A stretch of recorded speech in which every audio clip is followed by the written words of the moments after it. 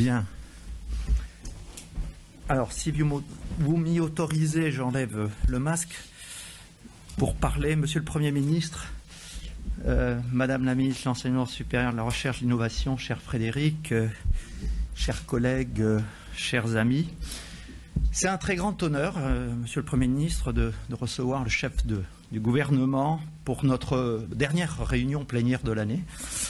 Vraiment, et je vous remercie chaleureusement au nom de toutes les présidentes et des présidents d'université de venir échanger avec nous.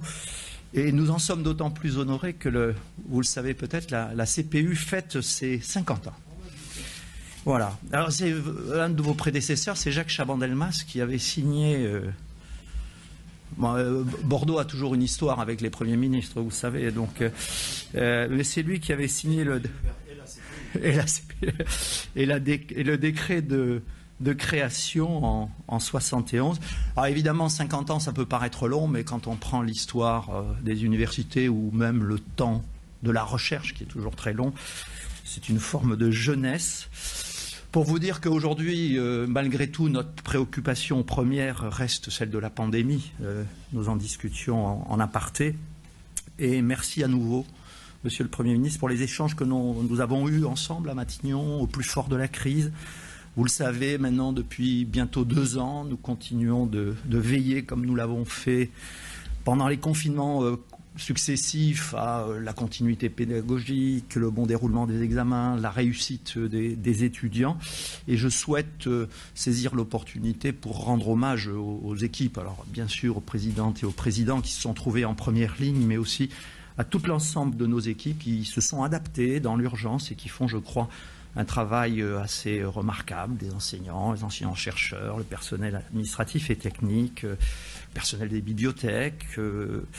Et puis j'ai également une pensée, vous le savez, pour nos étudiants, notre jeunesse qui a subi de plein fouet cette période que nous traversons. Nous avons eu l'occasion d'ailleurs d'évoquer avec vous les situations de détresse psychologique qu'on avait pu détecter, les difficultés socio-économiques, les questions d'isolement que nous avons essayé de traiter ensemble. Et je dois dire que les étudiantes et les étudiants ont fait preuve, je crois, et je parle sous le contrôle de l'ensemble de nos présidentes et nos présidents, de pugnacité, d'une très grande solidarité, des réseaux d'entraide, de la mise en place de cet accompagnement sur tout le territoire. Et je crois pouvoir dire au nom de la communauté que les universités continuent à relever le défi de la pandémie.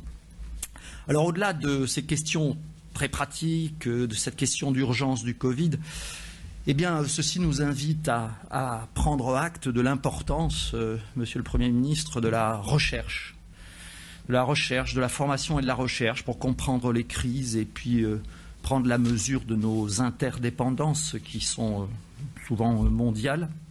Et vous le savez, les universités sont les premières opératrices de recherche dans le pays.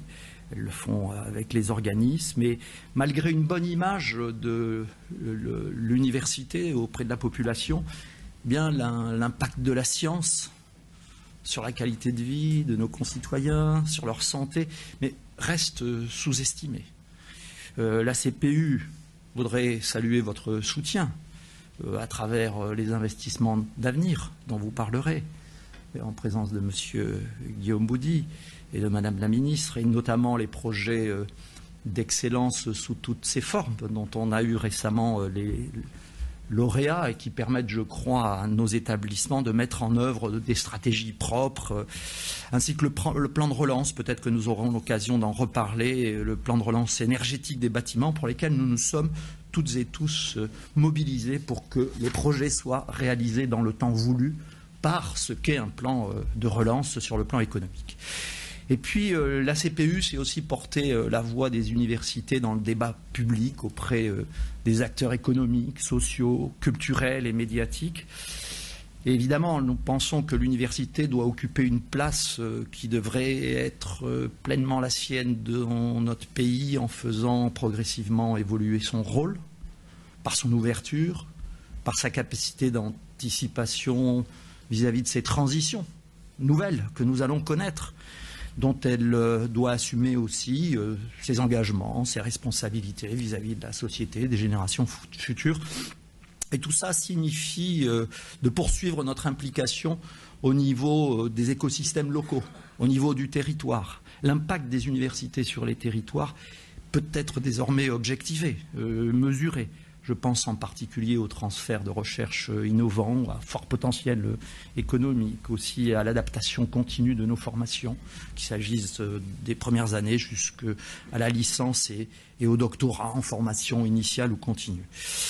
Le contexte de la prochaine présidence française de l'Union européenne nous invite par ailleurs à insister sur l'ambition internationale et notamment européenne de ces transformations.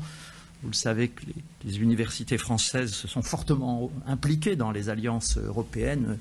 Vous avez ici des collègues qui mènent des projets, qui animent ces alliances. Nous allons bientôt inaugurer avec Madame la Ministre la maison Frédéric et Irène Joliot-Curie à Bruxelles pour fédérer l'ESR français et avoir une présence européenne et avoir plus d'efficacité dans les compétitions que sont ces appels à projets européens.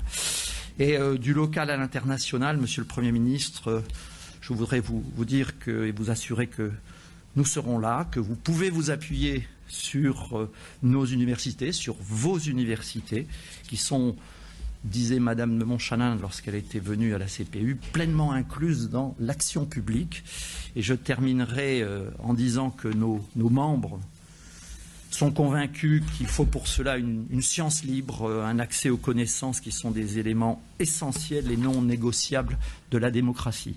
Je vous remercie et je vous propose, Monsieur le Premier ministre, de prendre la parole.